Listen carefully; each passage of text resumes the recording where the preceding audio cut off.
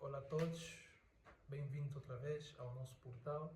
Hoje vamos falar sobre Bath to Curve, a curva da banheira, um conceito muito usado em gestão de manutenção. Todo engenheiro é um bom gestor, por isso vamos falar sobre a curva da banheira. O que é a curva da banheira? A curva da banheira é um conceito que permite que os engenheiros gestores consigam avaliar um meio do tempo de fabricação até o tempo de operação e quando vai para o abate.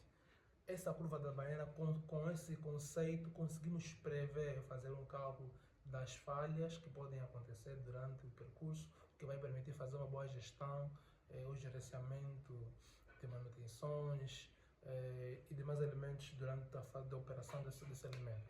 Temos aqui então no nosso gráfico, temos aqui no eixo Y a taxa de falha, no eixo X o tempo, a taxa de falha em função do tempo, vai nos dar aqui uma média das falhas possíveis que podem acontecer no nosso equipamento. Na primeira fase, existe um certo decrescimento grande a nível das falhas, ou seja, na primeira fase, as falhas são altas, porque se concebeu o material, pode ter erros de fabricação, montagem, design, então as falhas também são altíssimas. No entanto, há um decrescimento repentino porque é a fase inicial. Se não existirem esses elementos, essas falhas, estamos aqui de fabricação, design e montagem, o meio entra na fase 2, que é a fase mais longa, a fase aleatória, é a fase de operação. Nesse período, nessa fase 2, o meio está sendo utilizado. Fez-se um equipamento, produziu-se uma bomba de combustível. No primeiro momento que se produziu, faz-se teste de controle de qualidade, que é a fase 1.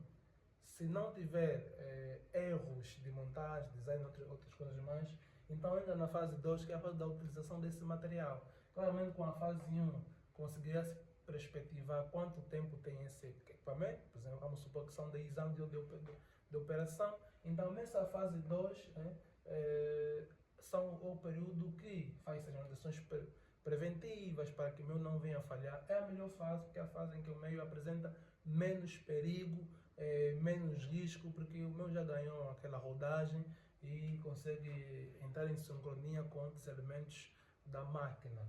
No entanto, existe a fase do envelhecimento. Essa fase do envelhecimento, que é a nossa fase 3. Depois de um certo tempo, supondo que nosso material, como estamos aqui a falar, bomba de combustíveis, supomos que são 10 anos, depois da metade do percurso vai começar a apresentar pequenas falhas e no final dos 10 anos vai apresentar grandes falhas ainda mais.